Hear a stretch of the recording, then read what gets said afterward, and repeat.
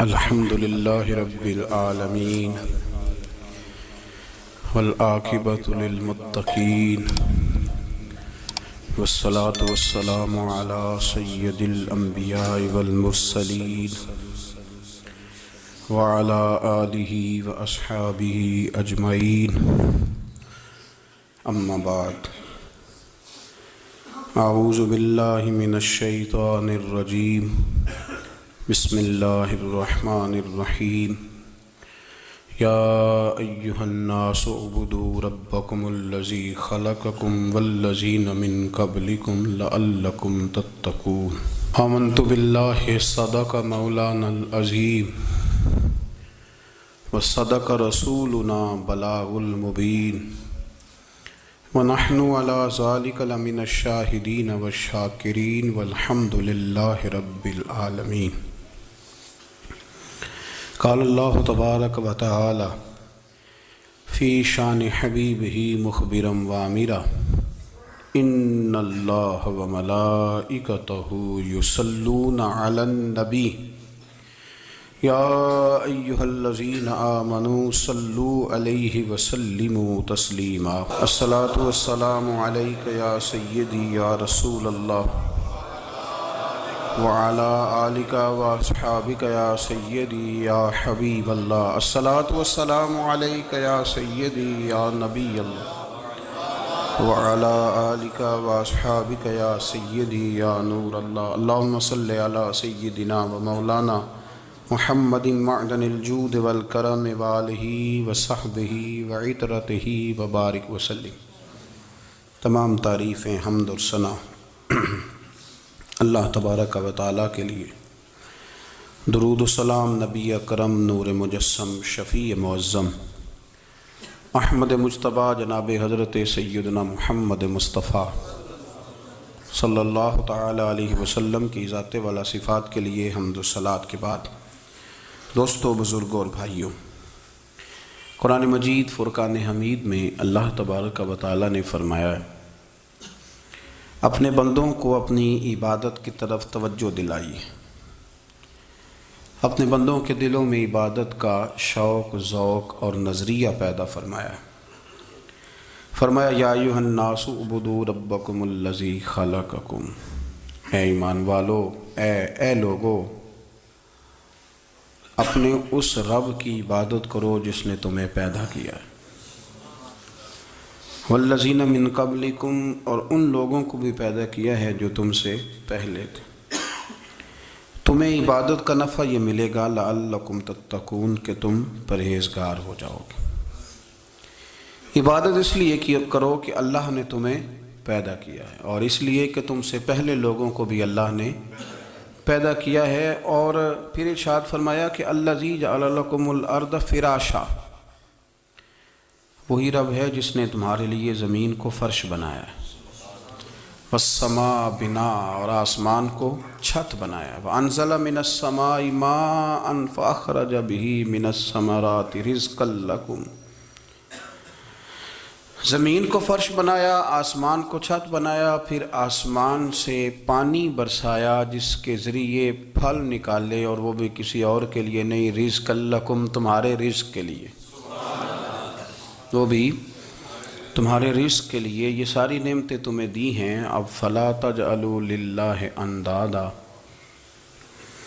اب تم اللہ کے ساتھ کسی کو شریک نہ بناؤ، وانتم تعلمون، اور تم جانتے بھی ہو، تمہیں خبر بھی، تمہیں پتہ ہے کہ عبادت اللہ کی کرنی چاہیے، تمہیں پتہ ہے کہ نماز پڑھنی چاہیے، تم جانتے ہو کہ نوافل ادا کرنے چاہیے، تمہیں پتہ ہے کہ سجدے آنکھیں بند کر کے جھوٹ کی زندگی جی کے، اپنے ساتھ بددیانتی کر کے، دھوکہ دے کے، اپنے آپ کو دائیں بائیں، اپنے آپ کو کہیں مصروف رکھ کے کچھ وقت ضائع تو کر لیتے ہو، پر تمہیں پتہ تو ہے نا کہ عبادت اللہ کی کرنی، تمہیں اس کی خبر ہے۔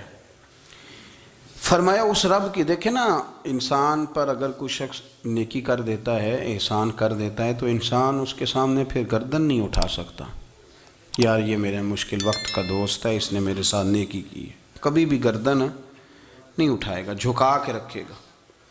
تو اگر عام کوئی نیکی کر دے تو اس کے سامنے انسان کبھی گردن نہیں اٹھاتا، تو جو رب ساری نعمتیں عطا فرمائے، جو کہے کہ تیری تخلیق میں نے کی، تجھ سے پہلوں کو بھی پیدا میں نے کیا، تیرے لیے زمین کا بچھونا بھی میں نے بچھایا، آسمان کی چھت بھی میں نے لگائی، تیرے لیے زمین سے ساری اناج کو، پھل کو، کھیتیوں کو نکالا بھی تیرے لیے، اب تو اس طرح کر کہ تو میری عبادت کر، تو میری بارگاہ میں جھک جا۔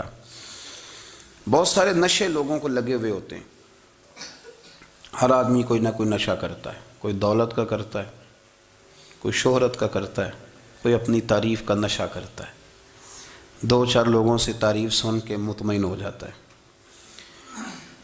ناراض تو نہیں ہو گیا اس جملے سے؟ آپ کرتے ہیں لوگ دولت کا نشہ بھی، یہ جب نقصان ہوتا ہے تو بندے بیمار نہیں ہو جاتے؟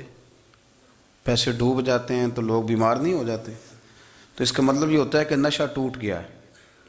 اب بہک ہوئے ہیں نا تھوڑے سے تو کانپتے ہیں، تڑپتے ہیں، پریشان۔ نشہ ہی اسی طرح ہی کرتا ہے نا، نہیں ملتا تو پریشان ہوتا ہے۔ یہ سارے نشے ہیں، مختلف قسم کا نشہ۔ ہم مانتے نہیں اس بات کو، تسلیم نہیں کرتے، کیونکہ تسلیم کرنا بڑا مشکل کام ہے۔ اس کے لیے تو بڑی ساری چیزیں جو ہیں وہ دبوچ کے اور بڑی سارے رستے پھلانگ کے آنا پڑتا ہے، تو بڑا مشکل ہے ماننا، ورنہ کرتے ہیں ہم، ہمارا مزاج ہے۔ یہ گھومنے پھرنے کا، دنیا دیکھنے کا بھی ایک نشہ ہے، یہ بہت ساری باتیں کرنے کا بھی ایک نشہ ہے، گپ شپ کا بھی ایک نشہ ہے۔ دو چار لوگوں کی جب تک پگڑیاں نہ کھول لیں، بعض لوگوں کو نیند نہیں آتی۔ یہ غیبت کا، چغلی کا، بددیانتی کا، یہ بھی ایک نشہ ہے۔ اس پر ملا رومی رحمۃ اللہ نے بڑا کلام لکھا ہے، وہ کہتے ہیں مانگ کے کھانے کا بھی نشہ ہے، مانگ کے کھانے کا بھی نشہ ہے۔ وہ کہتے ہیں کہ ایک بھیک مانگنے والی خاتون تھی، تو بادشاہ کے پاس بھیک مانگنے آئی، تو بادشاہ کو پسند آ گئی، اس نے شادی کر لی۔ اب اس کو عادت تھی بھیک مانگ کے کھانے کی، تو وہ کنیزوں سے کہا کرتی تھی کہ فٹافٹ نہ روٹی لے کے آیا کرو، میں 2-3 دفعہ مانگوں تو پھر لایا کرو، چونکہ ایک نشہ ہے نا، تو میں مانگوں 2-4 دفعہ تو پھر۔ تو انسان بہت سارے نشے کرتا ہے، یہ مانتا نہیں۔ یہ موبائل، یہ فیس بک، یہ سارے نشے ہی ہیں۔ اپنی فوٹو لگا لینا، سارا دن اسی کو دیکھتے رہنا۔ اور بڑے بڑے سیانے بندے جو وزادار ہیں، بڑے وزادار لوگ ہیں، لیکن وہ بھی سنجیدگی کے قائل نہیں، اس طرح کے نشوں کا شکار ہیں۔ یہ سارے نشے ہیں جو ہم نے پال لیے۔ ہمارے صوفیاء، ہمارے بزرگ فرماتے ہیں کہ تم اس طرح کرو، اگر سارے نشوں سے بچنا چاہتے ہو تو سجدے کا نشہ شروع کرو، سجدے کا نشہ شروع کرو۔ یہ نا اقبال کہتے ہیں عطار ہو، رومی ہو، رازی، آپ بات کو سمجھیں، عطار ہو، رومی ہو، رازی ہو، غزالی ہو، کچھ ہاتھ نہیں آتا بے آہ سحر گاہی۔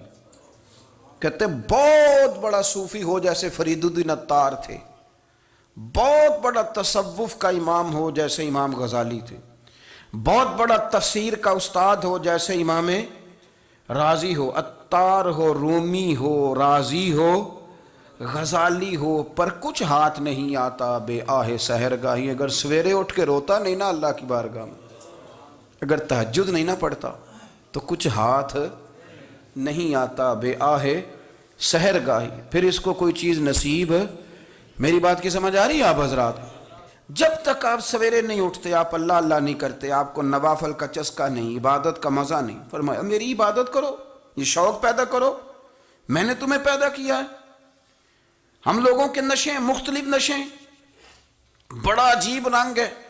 محفل کی صدارت کرنے والے بڑے پیر صاحب، بڑے القابات، بیچ میں سے بندہ تلاش کرنے سے بھی نہیں مل رہا، اتنے بڑے لقب ہیں اس کے، لیکن وہ سج سنور کے 2.5 گھنٹے بیٹھا رہا محفل میں، اور نماز کا وقت آیا تو اس نے مختصر سی پڑھی، وہ نکل گیا، ہلکے سے سجدے کیے۔ اتنا بڑا عشق رسول، نعت خواں، ہو کیا بات ہے، اور عشق رسول کا بہت بڑا پیغامبر، بہت بڑا مبلغ، اور بیچارہ سمجھ ہی نہیں سکا کہ اللہ کے رسول نے فرمایا تو نماز پڑھ میری آنکھیں ٹھنڈی ہو جائیں گی۔ تو یہ نشے کے عادی تو ہیں پر حقیقت کے قائل نہیں ہیں۔ یہ بس ٹھیک ہے، خوابوں کی دنیا میں لوگ زندہ ہیں، پر جن کو یہ جو نشہ تھا نا عبادت کا، یہ میرے رسول پاک کی چاہت ہے، یہ میرے نبی کریم علیہ السلام کی، آپ دیکھیں نا حضور مہینوں مہینوں جا کے غار حرا میں بیٹھتے تھے. کیا وہاں تبلیغ کرتے تھے؟ کوئی کتاب لکھتے تھے؟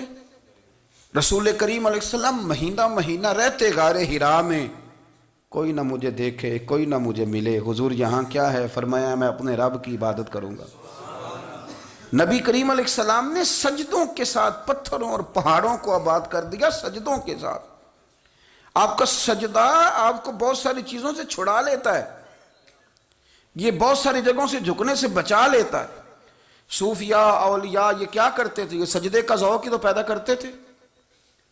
سجدے کا ذوق. شاہ عبدالعزیز دباغ رحمۃ اللہ تعالی علیہ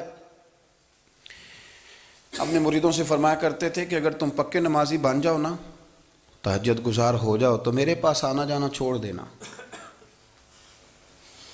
عرض کی حضور کیوں؟ فرمایا میں تمہارے اور رب رسول کے رستے میں رکاوٹ نہیں بننا چاہتا، اور میرا مقصود ہے تمہیں وہاں تک پہنچانا. جب پہنچ گئے تو پھر میری ضرورت ختم ہو گئی. ہاں کبھی وسوس آئے، شک پیدا ہو، تکلیف ہو تو آنا، ورنہ میں نہیں چاہتا کہ میں رکاوٹ بنا رہوں. تم اللہ اللہ کرو، اس مالک کو راضی کرو. میرے رسول پاک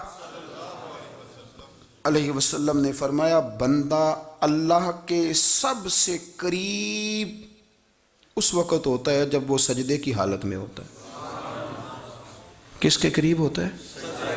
اللہ کے سب سے قریب ہوتا ہے. وہ بڑا نیڑے ہے رب کے، بڑا قریب ہے، اس لیے کہ وہ حالت سجدہ میں. وہ جب سجدے کرتا ہے نا، اس کی بارگاہ میں جب جھک جاتا ہے. آپ ذرا سجدے کی کیفیت دیکھیں نا، زبان بھی یہاں ہے، آنکھ بھی یہاں ہے، کان بھی، عقل بھی ساری، اس نے سارا کچھ رکھ دیا سجدے میں.